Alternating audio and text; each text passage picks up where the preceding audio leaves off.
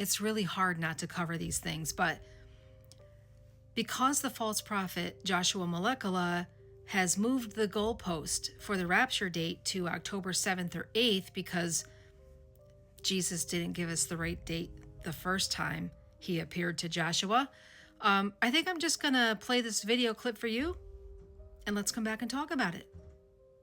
Joshua got caught slipping, and I have video evidence of it. Check this out. Like I said, I am the last arrow. That's what God said.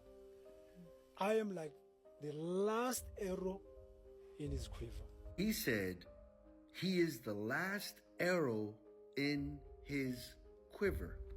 That's what he said, right? The last arrow in his quiver. Now, he states in this current podcast that he is the last arrow in his quiver, right? Jesus never proclaims to have a bow. In fact, Revelation chapter 6 tells us that there is one person who does. Later we find out that Jesus comes back with a sword, not a bow. Let's read chapter 6 of Revelations.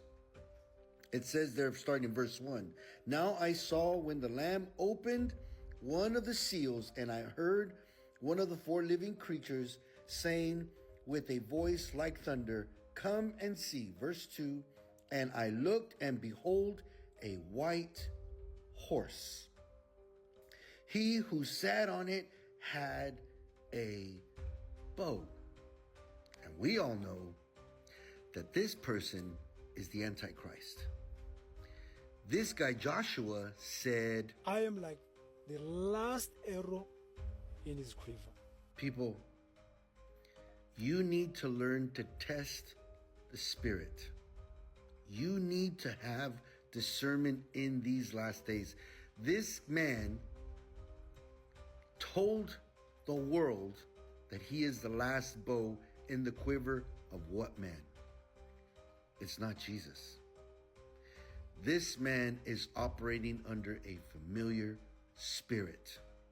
Know that we are in the last days, and Jesus said, many false Christs shall come and deceive many. So my friend and I were talking about this video clip, and she was just saying to me, I'm going to quote, "Jesus never carries a bow. His weapon is always his word, breath, and sword, never a bow. That difference between the bow with no arrows in Revelation 6:2 and the sword coming from Christ's mouth, Revelation 19:15, is one of the clearest dividing lines between the counterfeit Christ, the Antichrist, and the true Christ.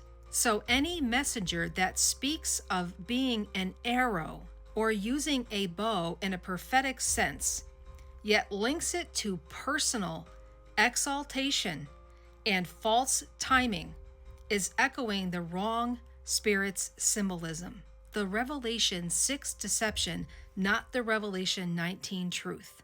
I hope that you all understand the importance of testing every word that comes out of man's mouth against the word of God.